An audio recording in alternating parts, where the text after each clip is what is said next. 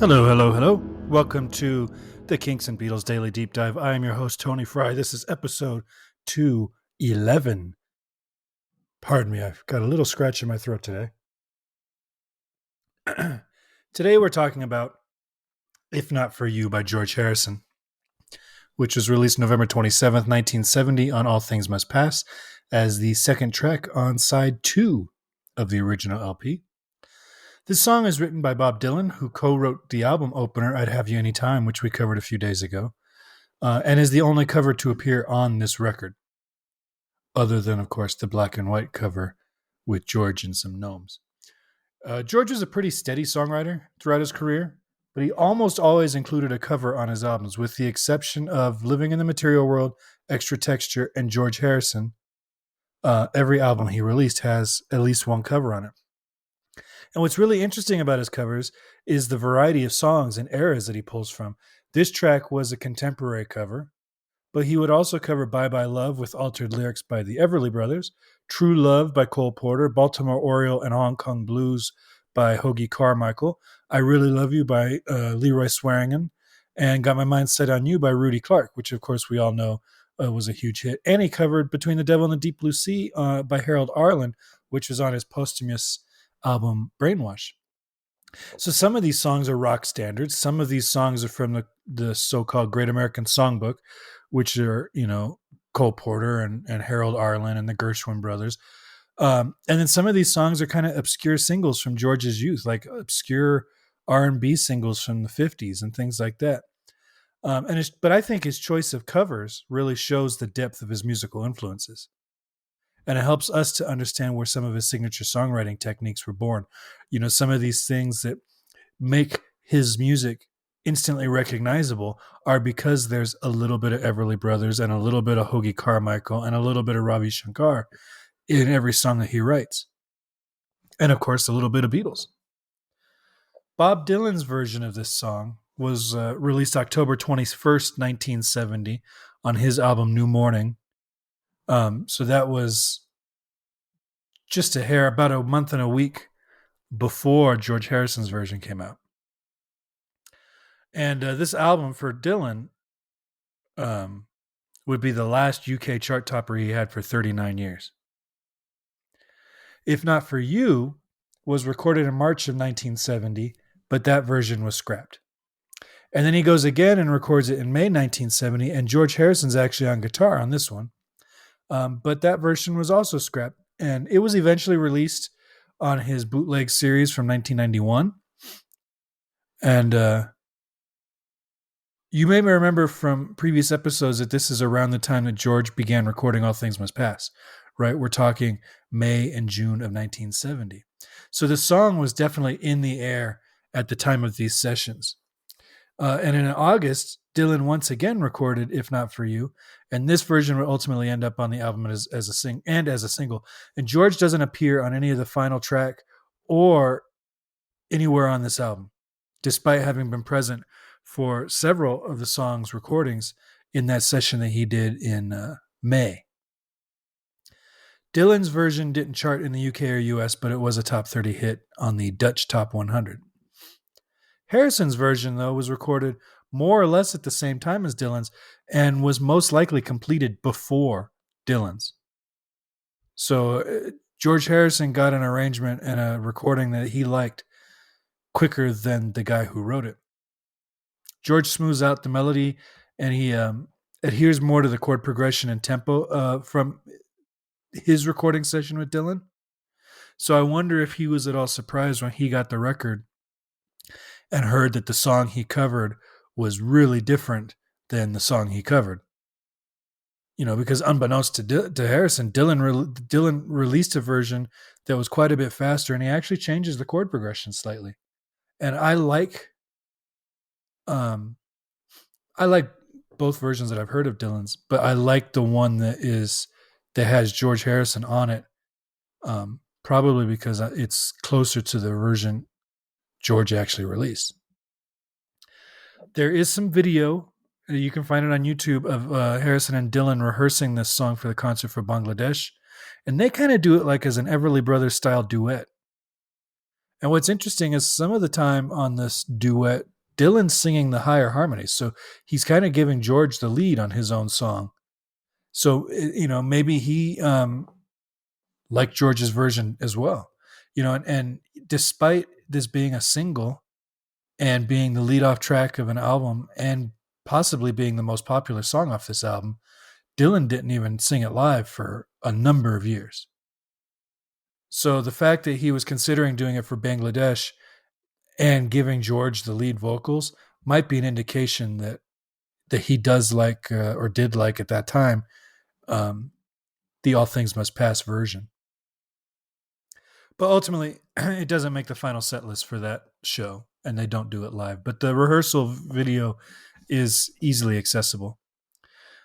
The personnel for this song, oh man, just the lineups that he got for All Things Must. I mean, really, all of George's lineups are top-notch musicians. But the lineups he had for All Things Must Pass are pretty incredible. So you've got George on vocals, guitars, harmonica, dobro, Peter Frampton on acoustic guitar, Gary Wright on piano, Billy Preston on organ, Klaus Vorman on bass, Alan White on drums, and Ringo Starr on tambourine. Yeah, it's a George Harrison album, but I mean, how many of these guys are in the Rock and Roll Hall of Fame on their own? And this track, I think, is an example, one of the few examples on this album of Phil Spector's production being felt but not overpowering. Right? There's no indulgent orchestration or an army of acoustic guitars. I mean, we've covered songs from this album where every member of Badfinger is playing an acoustic guitar. And this one's got some, but there's not this whole like just I don't want to say wall because there is you can still feel the wall of sound. He still accomplishes that feel and it doesn't sound out of place on the record by being a little bit more stripped down. It's not really stripped down, but it's just it doesn't overwhelm you with effect and just overlayering. I mean the reverb on the tambourine admittedly a little heavy, but in general it's just a nice production that doesn't get in the way of the simplicity of the song. And speaking of song simplicity, it doesn't get much more simple than this. We're in the key of G at the start, we're in the key of G at the end, and we're in the key of G all through the middle bits. In fact, except for a 2 chord in the verse, every chord in the song is a 1, 4, or 5 in the key of G. And you'll be able, I guarantee you can hear that 2 chord. I'm not even pulling out my guitar. You can hear that 2 chord when it gets there. There's a turnaround at the end of the bridge that could be analyzed as a different chord progression. But I think of it more as a lead line than an actual chord progression. And that little turnaround is kind of interesting because where throughout the song George has played an A minor, to end this bridge, he plays an A major. Now A minor is the 2 chord in G. A major is the 5 of 5, right? So the 5 in the key of G is D. The 5 of D is A. So when you throw in a 5 of 5, anytime you have a major 2, it's always a 5 of 5. When you have that major 5, it allows you to do like this diatonic turnaround back to the home key. So he hits that 5 of 5, and it's a cool hook, and it introduces some new notes we haven't heard in the song so far.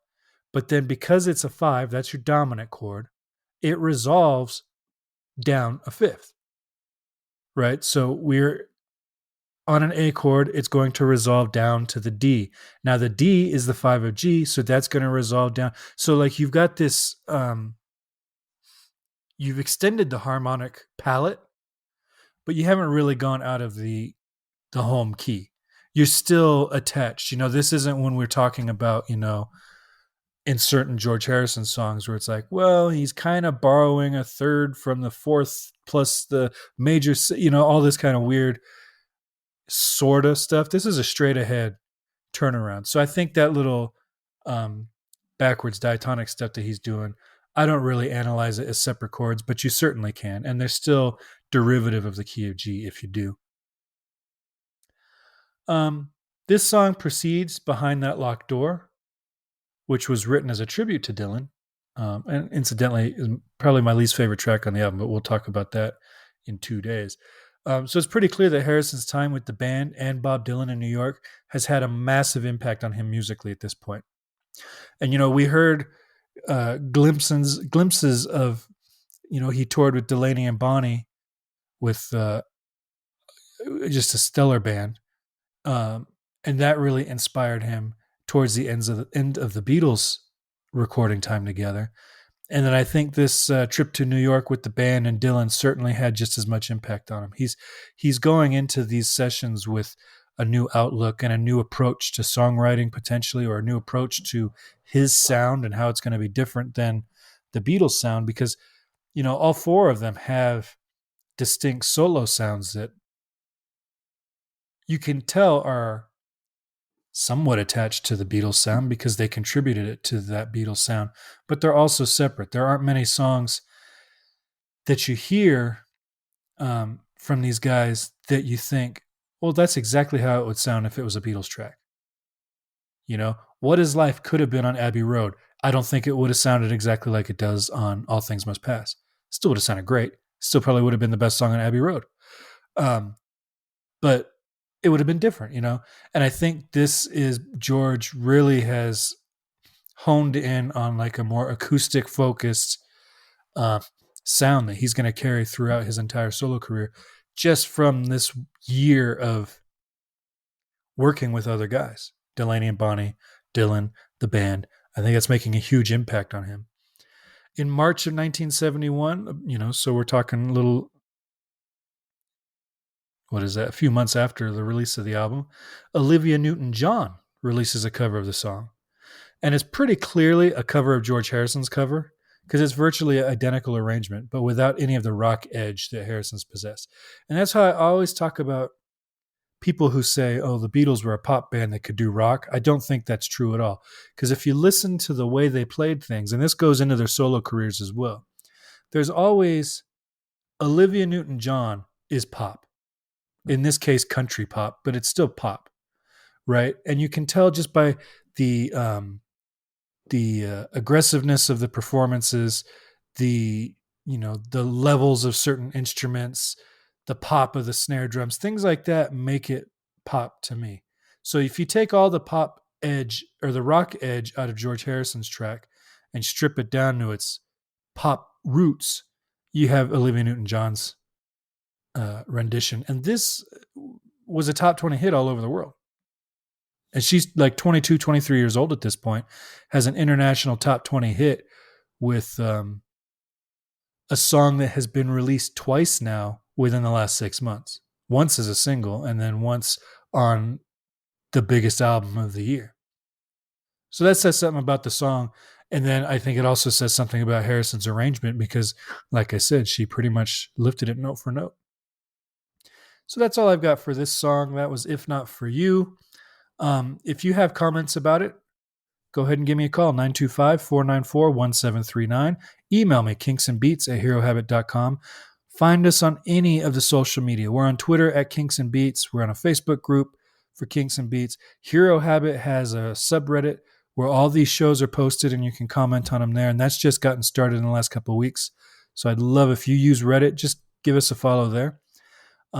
And of course, if you like what we're doing here and want to help us offset the expense of hosting this podcast, you can swing by the Hero Habit shop, herohabit.com/shop, and throw in $5 just to help us out covering the podcast expenses.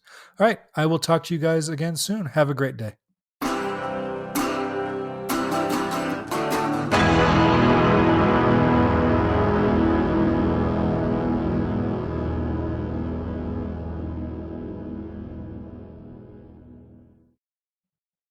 Okay, so I used the intro music instead of the network post-roll music. And I did the same thing that the post-roll has done ever since we got back off a hiatus. So why did that intro music work the first time and get all warped the second time? This does not make sense. I'm baffled, y'all.